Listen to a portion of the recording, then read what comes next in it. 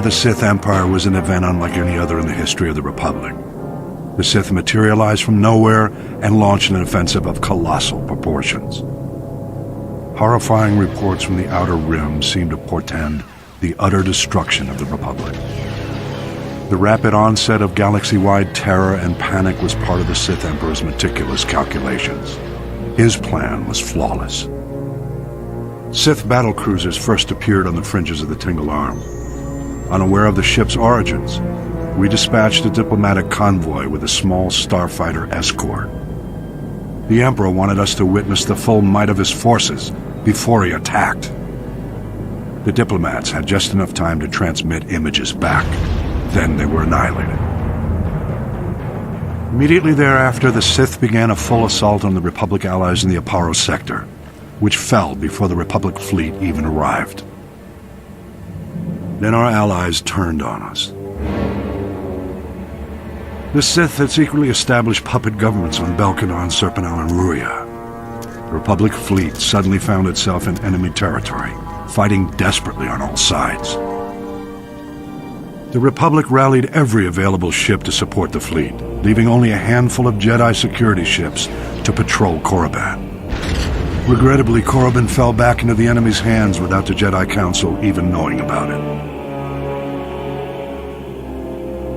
Overwhelmed and desperate, the Republic fleet scattered, fleeing from the Tingle Arm to avoid complete annihilation. Elsewhere in the Outer Rim, the Sith staged more targeted strikes, destroying our shipyards in the Sluy sector, blockading the Rimma trade route, and seizing control of the rich resources of the Minos cluster. Confused and in complete disarray, Republic forces were unable to respond. Republic leaders and members of the Jedi Council arranged an emergency meeting in the Senate to prioritize the galaxy's defense. But the session quickly became mired in politics. Irate senators stormed out in protest over decisions which left their representative sectors exposed to attack. Many of the Republic's diplomatic allies refused military support for the greater cause. It was every system for itself. This was perhaps the greatest genius of the Emperor's plot. He had turned the Republic against itself.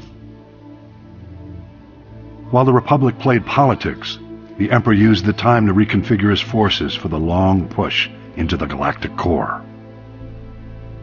All might have been lost in those early years had individual Jedi Masters and Republic military leaders waited for the Senate's orders. By taking matters into their own hands, they managed to slow the Empire's advances. The attack of the Sith Empire was the most well-orchestrated and carefully coordinated military maneuver in the galaxy's history. Indications suggest the operation took centuries of planning and preparation. I'll elaborate in my next report.